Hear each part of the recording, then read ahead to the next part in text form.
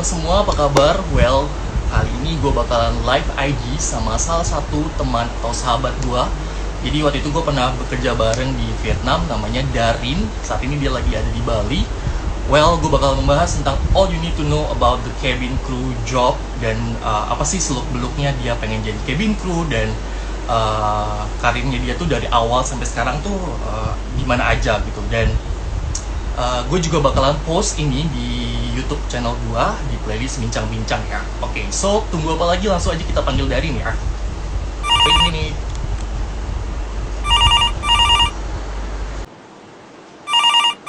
Waiting ya guys.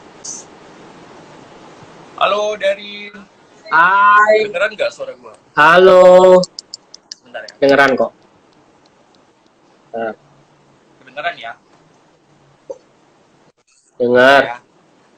Darin Apa kabar? Bareng lagi. Kabar Baik, baik-baik Darin. baik. Lu di sana gimana? Iya, gimana di Jakarta? Kenapa? Kenapa? Lu kabar di sana gimana? Gue di Bali, gue di Bali. Balik kan ya. Jadi yang seperti yang udah gue tarain tadi, jadi Darin itu salah satu temen gue waktu kerja di Vietnam. Jadi gue kenal di rekrutmen di Vietjet Air sampai akhirnya gue satu roommate sama dia, accidentally ya, Din. Accidentally Iya. roommate bareng. Sebelumnya sih nggak jadi roommate sih, jadi sama yang lain. Terus tiba-tiba gue sama dia. So, gue mau nanya kesibukan lo saat ini ngapain aja sih, Din? Karena masih pandemi ya, jadi nggak ada penerbangan internasional. Kebetulan maskapai gue sekarang cuman operate internasional ya. Kalau untuk base gue, jadi selama international border belum dibuka, gue belum terbang. Dan untuk mengisi keseharian, gue sekarang juga ngajar bahasa Oh Inggris. gitu. Karena basic gue juga dulu sebelum jadi kru, gue guru bahasa Inggris. Jadi lo sekarang Itu. fokus ke ngajarin bahasa Inggris itu private atau kayak ada institutnya gitu sih, Din? Sebelumnya gue private karena kebutuhan ya. Kursus kan masih belum bisa offline, masih pada online. Terus ada kebutuhan dari orang tua murid itu, anaknya kalau misalnya offline tuh kurang bisa gitu, kurang bisa membantu. Jadi butuh guru online. Jadi gue ngajar private offline gitu. Tentunya dengan prokes ya. Pastinya kan. Dan setelah itu ada beberapa tawaran untuk ngajar di institut, di instansi gitu. Dan sampai sekarang gue udah kemarin sempat di English Academy Ruang Guru, kemudian sekarang gue pindah di salah satu instansi juga, instansi lain tapi tetap ngajar. Dan sekarang lebih ke kelas sih, bukan private kayak dulu. Ya, jadi memang Begitu. fokus lagi mau ngajar dulu ya saat ini. Iya, karena itu yang bisa gue lakuin sekarang. Tapi Din, sorry ngebahas yang pekerjaan lu yang terakhir itu kan lu di Jetstar kan ya. Sorry, statusnya Iya, sekarang benar. masih kayak postpone gitu atau gimana jatuhnya sekarang? Statusnya tetap employed, cuman grounded, belum terbang karena rutenya belum buka gitu. Kalau untuk statusnya tetap karyawan Staff ya. gitu. Masih staff, tapi belum ada penerbangan sama sekali. Alhamdulillah sih, gue bersyukur banget karena gue lihat teman-teman gue dari maskapai lain ya, kayak di segala macam itu banyak yang harus pulang. Bahkan ada cerita sedih banget. Jadi dia dikabarinya itu waktu dia lagi layover, dapat email kalau dia harus langsung balik ke negaranya, gitu, ke Indonesia. Ada juga yang udah pakai seragam berangkat ke vlog, begitu udah briefing, tiba-tiba cabin crew manajernya tuh mendekati dia, terus dia bilang, maaf, kamu udah nggak ada di crew list lagi. tolong apa namanya, tolong koordinasi lagi dengan manajer kamu atau apalah itu ya, atau chief kamu tentang hal ini gitu. Ternyata dia baru dapat email kalau kontraknya nggak diperpanjang lagi. Kayak itu sedih banget tahu. Banyak yang kayak gitu. Gue meskipun belum balik terbang sih masih bersyukur ya, karena masih bisa dikasih kesempatan buat survive lah kayak gitu, nggak harus kayak teman-teman yang lain. Sedih banget Ya sih. Ya kita sih gitu. Jadi masih Oke, bersyukur sih ya, semoga aja semuanya kembali normal ya, kembali baik, dan normal kayak gitu aja. semua kita bisa balik kerja kayak biasanya. Oke. Amin. Oke, Rin, gue penasaran banget sih awal karir lu itu dari tahun berapa sih, Rin? Itu dan itu tuh di mana aja? Dari awal sampai terakhir lu kerja. Coba boleh di-share gak di sini? Uh, kalau gue sebenarnya dari dulu cita-cita gue tuh masuk penerbangan. Dari awal. Entah apapun itu, entah pilot atau pramugara, yang penting gue dari dulu tuh pengen banget masuk ke dunia itu gitu. Cuman kalau pilot kan ini ya agak susah, biayanya juga mahal banget, sekolahnya segala macam. Jadi waktu itu gue mutusin buat ambil bahasa Inggris, kuliah pendidikan bahasa Inggris gitu kan. Soalnya gue mikir dulu meskipun gue apa namanya nggak bisa masuk di penerbangan dulu, gue punya bekal bahasa Inggris gitu loh. Jadi gue ambil pendidikan bahasa Inggris waktu itu. Terus setelah itu gue kerja di salah satu perusahaan perkapalan waktu itu jadi translator bahasa Inggris. Kemudian gue pindah di pendidikan bahasa Inggris ya di salah satu sekolah bahasa Inggris waktu itu di Surabaya dan di Bali. Habis itu gue freelance bahasa Inggris juga di Jakarta selama kurang lebih 6 bulan. Nah, waktu itu gue iseng-iseng waktu itu cobain Vietjet Air. Sebelumnya gue nyoba beberapa, cuman gagal gitu loh. Sampai gue agak ngerasa capek gitu. Wah, kok gini terus? Gagalnya tuh menurut gue agak nyesek gitu loh. Gagalnya gara-gara berat badan. Itu gara-gara jerawat segala macam. Jadi gue, waduh, kayak gimana? Kenapa? Di Vietjet atau di maskapai lain? Kenapa? Di Vietjet atau maskapai lain yang waktu itu kan? Nah, sebelumnya maskapai domestik. Gue beberapa kali nyoba apa di maskapai domestik. Gue failed gara-gara berat badan kurang 2 kilo, berat badan kurang sekilo, jerawatan, sampai akhirnya gue minum susu penggemuk waktu itu ya, sampai berat badan gue jadi over. Apply lagi jadi over sekilo, over 2 kilo, udah gue capek banget. Wah, I think I need to give up. I think it's a sign from the universe that I have to stop. Gue sampai kayak gitu dulu. Jadi gue ya udahlah cari. In total lu udah apply berkali-kali ya, soalnya dulu gue itu waktu di Bali pun gue sempet bolak-balik ke Jakarta. Bayangin, dari Bali ke Jakarta cuman buat ikutan rekrutmen. Habis itu gue pindah ke Surabaya kayak gitu juga. Terus akhirnya gue mutusin buat karena gue dulu terdesak umur. Waktu itu gue umur kalau nggak salah 24. Sementara maskapai Indonesia mostly maksimum cuma 25 kan. Gue mutusin resign dari kerjaan gue hijrah ke Jakarta buat freelance ngajar bahasa Inggris waktu itu di salah satu instansi pemerintah BUMN ya. Cuman freelance aja, bukan pegawai. Nekat gue. Jadi berangkat ke Jakarta, fokus untuk ikutan rekrutmen, sampai beberapa kali tetap ditolak. Akhirnya gue nyerah. Nah, pas gue nyerah itu beberapa minggu setelahnya, gue udah bodo amat, gue cuman mau fokus aja sama freelance gue waktu itu kan. Gue diajak sama temen gue, ayo dong ikut anterin gue, ini ada rekrutmen Vietjet nih, Vietjet Air.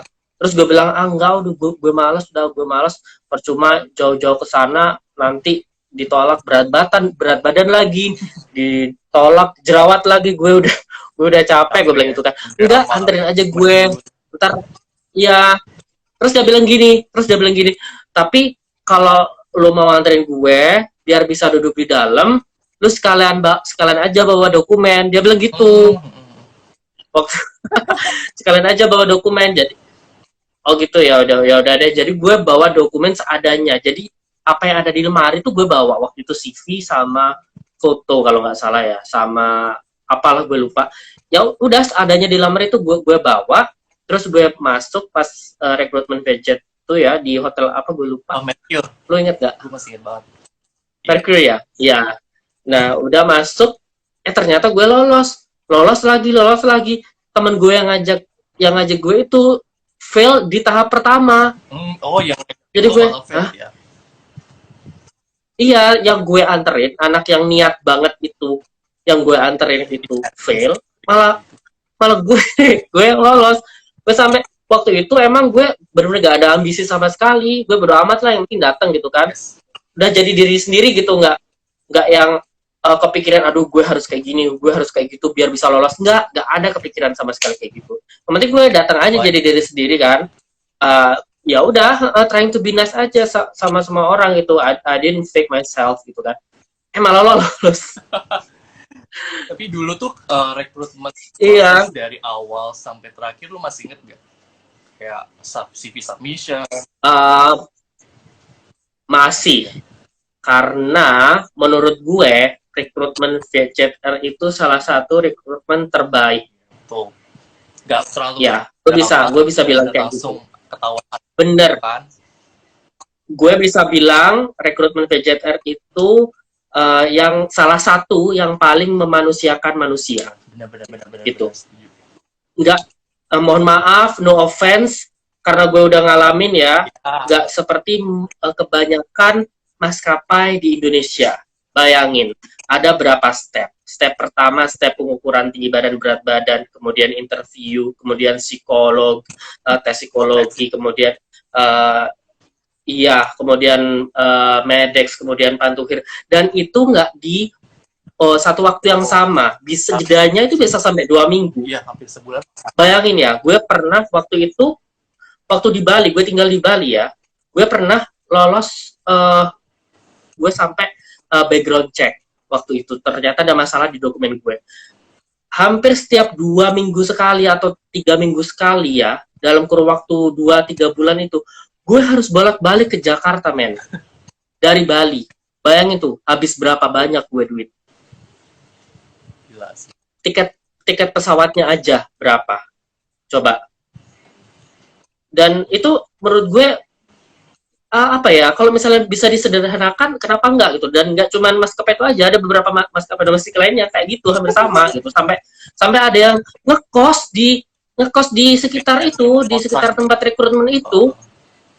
Iya, sampai ngekos, sampai meninggalin semuanya, tapi ya nggak ada jaminan dia diterima juga gitu. Sementara pengalaman gue di Vietjet dulu, bayangin semuanya selesai dalam waktu 1 hari. Yang gue ingat sih Sabtu itu kalau nggak salah rekrutmen, Minggu kosong, Senin baru dikabarin sih ya, email. Jadi itu pun udah langsung kayak benar. Berangkat ke sana kan. Benar. Dan satu lagi, dokumen. Kalau lo belum tentu diterima, lo belum disuruh gitu buat nyiapin dokumen itu. Gitu. Kalau lo udah fix mereka cocok sama kita, baru kita disuruh siapin dokumennya ya kan. Contohnya kayak SKCK segala macam. Kalau maskapai Indo enggak. Yang penting lo masih mau daftar,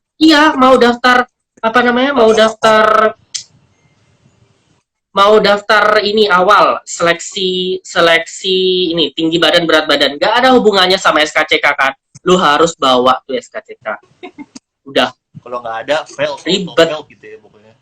Makanya lo fail, berat badan lo lebih 1 kilo 2 kilo ya nggak guna itu SKCK. Menurut gue banyak banget yang menurut gue silly sih dan kurang memanusiakan manusia, dan sebenarnya masih bisa dibikin supaya mudah gitu buat semuanya gitu. Dan gue salut sih sama dulu Vietjet tuh semuanya bisa 1 hari dan kita tidak harus menyiapkan dokumen-dokumen yang belum pasti gitu. Kalau kamu diterima baru disuruh siapkan gitu. Waktu itu 1 hari itu bisa selesai banyak banget. Yang pertama tuh tinggi badan berat badan kan, lu inget gak? Iya. tinggi badan, berat badan. Habis itu setelah itu baru wawancara. Kalau gue inget banget ada 2 kali wawancara. Wawancara yang pertama itu ada catwalk-nya.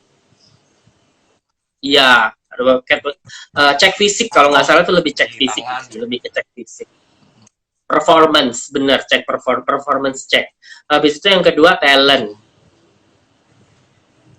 Yang kedua talent, lu disuruh menampilkan bakat lu di situ.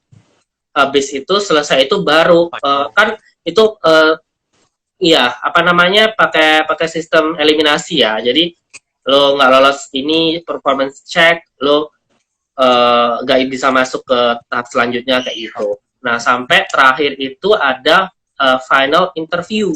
Final interview di hari yang sama juga, di itu juga gitu. Mungkin salah satu alasannya ya di Indo kenapa nggak bisa seperti itu, mungkin karena pendaftarnya yang terlalu banyak membludak gitu, bisa sampai ribuan. Tapi menurut gue masih bisa diakali dengan invitation. Jadi yang datang itu pakai invitation gitu loh. Contoh berat badan, tinggi badan, suruh aja mention di situ. Kalau udah nggak memenuhi syarat, ngapain juga datang? Iyalah. Ya nggak sih? Benar. Iya. Oh my god. Terus apa lagi ya? Waktu itu. Ya udah. Dan email. Iya, kayak pada interview terus kita dapat email, terus nah baru disuruh melengkapi yang namanya SKCK sama tes TOEFL kan waktu itu. TOEFL apa? Iya, TOEIC ya? TOEIC waktu itu. TOEIC sama SKCK. Nah, menurut gue it's okay meskipun ribet, tapi kita udah jelas diterima gitu loh. Ya nggak sih? Benar. Habis itu baru kita berangkat ke Vietnam kan, dan di Vietnam ada yang namanya MEDEX.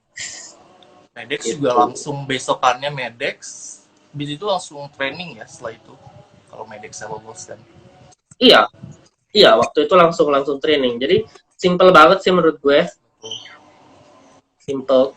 Terus kalau untuk benefits-nya apa aja nih, Rin? Setelah diterima, benefits yang didapat itu apa aja sih yang di-provide sama si Vietjet pada saat itu?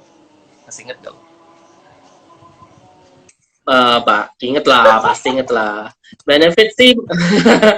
Pasti inget ya kalau mau benefit mah. Ada yang komen BTW. Dan pipinya lebih embem. Kamu dibilang pipinya lebih tembem. Oke. Benefitnya yang paling gue syukuri waktu itu adalah yang nomor 1, akomodasi. The best lah ya akomodasinya. Iya. Sebelum pandemi ya. Iya, menurut gue nggak tahu sih. Nggak tahu, gue nggak tahu karena gue udah resign, gue nggak tahu, gue nggak bisa ngasih review ya karena gue udah resign, aku salah. Nah, dulu akomodasi menurut gue tuh salah satu the best sih, karena akomodasinya hotel bintang 4 dan dapat sarapan juga. Bayangin tiap hari dapat sarapan. Dan lu nggak perlu khawatir soal ganti spray segala macam, bersih kamar, semuanya udah diberesin sama housekeeper. Terus yang itu salah satu benefit yang enaknya tuh kalau misalnya kita pindah base juga tetap kita dapat uang juga ya.